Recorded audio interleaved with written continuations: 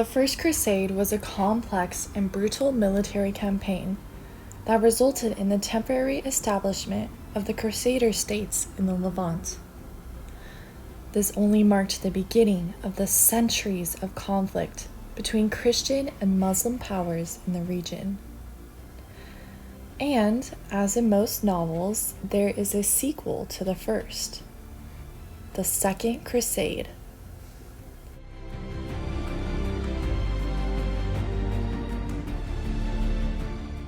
The Second Crusade, which took place from 1147 to 1149, was the second major series of military expeditions, as inferred by its historical title. The Second Crusade launched from Europe as a Catholic holy war against Islam. But how did this religious conflict arise? In 1146, the County of Edessa, a Crusader state established after the First Crusade, fell to the forces of Zengi, who was a regional governor of Mosul and Aleppo. Zengi attacked Edessa for a multitude of reasons. While Zengi desired expansion to increase his influence and consolidate power, he was also a Muslim driven by religious fervor. He wanted to defend Islam against the Crusaders, who seemed to infringe upon Muslim land. And at this time, since Edessa was weakened by internal divisions and conflicts among its rulers, the county eventually collapsed at the forceful hands of Zengi. Thus, despite Edessa being the first established Crusader state, it was also the first to fall.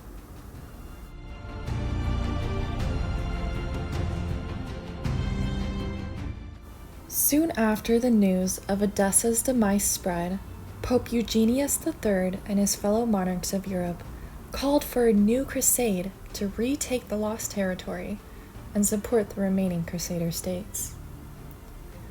By the help of Saint Bernard of Clairvaux's inspiring sermons and writings, news of the Second Crusade quickly spread.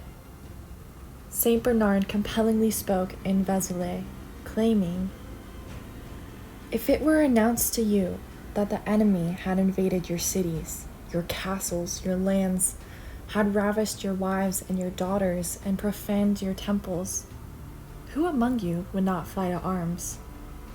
Why do you hesitate to repair so many evils, to revenge so many outrages?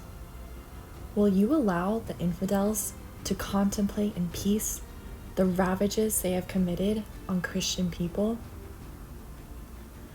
As Saint Bernard preached, Christian citizens must take up their cross and join the crusade against the Islamic peoples, liberating the Holy Land.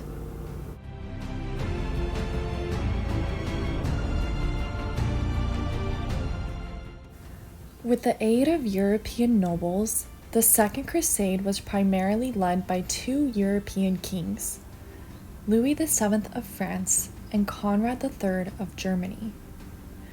These were two of the most powerful Christian kings of the time, and the first time in history that European kings had led crusades. The two rulers wanted to remain faithful to the church, and believed that by participating in fighting and conquest, they could be forgiven for their previous sins. Inspired by Saint Bernard's words and the desire to remain loyal towards the monarch, many crusaders joined Louis and Conrad in the cause.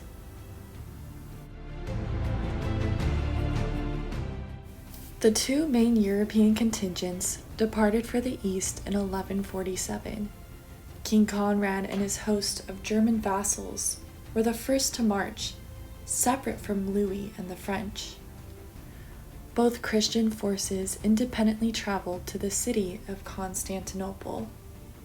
To provide a brief synopsis of Constantinople, this was the capital of the Byzantine Empire, a prominent city due to its central location to the Holy Land. Traveling to Constantinople during the Second Crusade was no easy feat.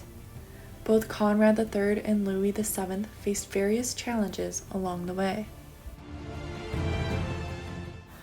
When Conrad III and his German forces eventually arrived in Constantinople, there was tension with the leader of the Byzantine Empire, Emperor Manuel I. Conflict escalated, and a battle ensued between the German Crusader forces and the Byzantines.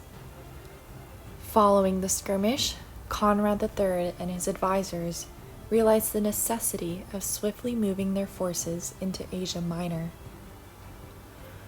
While in Asia Minor, Conrad had no patience for the arrival and aid of the French.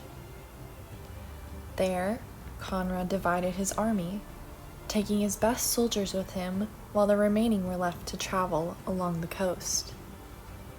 Conrad's force, underestimating the strength of his opponents, were nearly decimated during their loss of the Second Battle of Dorylaeum. Meanwhile, the odds were also against Louis VII and his French Crusaders. In 1147, French Crusaders led by Louis departed from Metz, joined by soldiers from various regions. Louis combined with more Crusaders at Worms, then followed Conrad's route. Joining what remained of Conrad's army, Louis marched out and won a small battle against the Turks. Despite their small victory, while continuing their march, the Crusaders were separated, lost their ships at sea due to stormy predicaments, and were largely destroyed by the remaining Turkish soldiers.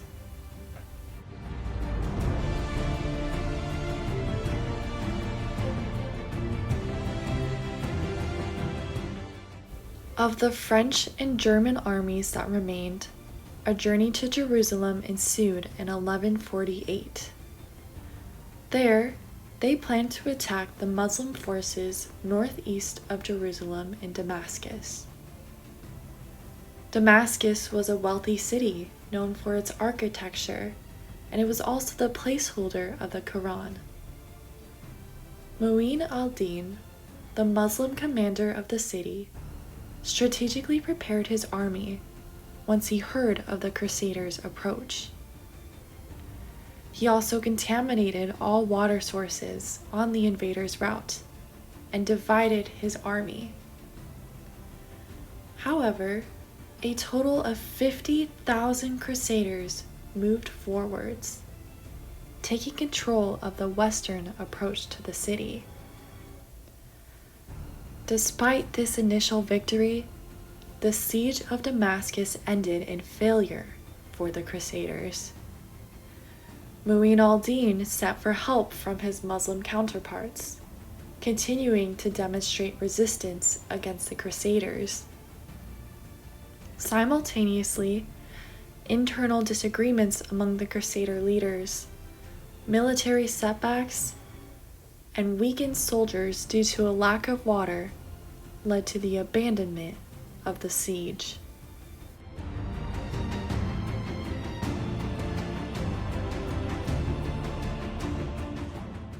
The culmination of the Second Crusade with the unsuccessful siege of Damascus marked a sobering conclusion for the Crusaders in 1149, who had invested considerable resources and manpower in their efforts to retake lost territories in the Holy Land. Despite their determination and perseverance, the Crusaders were ultimately unable to achieve their primary objective. Nevertheless, the Second Crusade continued to outline the Muslim-Christian relationship, shaping the dynamics between the two religious and cultural groups for years to come. The interactions between Crusaders and Muslims during the campaign, marked by periods of conflict, negotiation, and cooperation, provided valuable insights into the complexities of cross-cultural engagement and military strategy in the medieval era. And, even though the Second Crusade was unsuccessful, it served as a precursor for future crusades. If you would like more information, please refer to the sources included. Thank you for watching.